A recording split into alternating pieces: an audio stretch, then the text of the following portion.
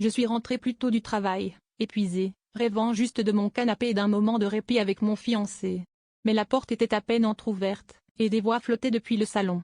Je me suis glissée à l'intérieur, le cœur battant, pensant surprendre une répétition touchante des vœux qu'il voulait me lire le jour J. Sauf que ce que j'ai vu, c'était lui, debout, nu, face à mon meilleur ami, tout aussi nu, les deux récitant nos promesses d'amour en riant, comme si c'était une blague privée.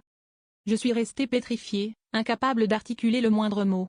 Ils se sont retournés, figés, la panique dans les yeux.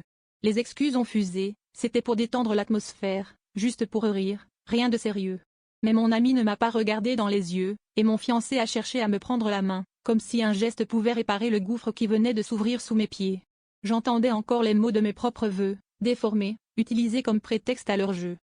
J'ai crié, j'ai pleuré, la dispute a éclaté dans une cacophonie d'accusations et de non-dits.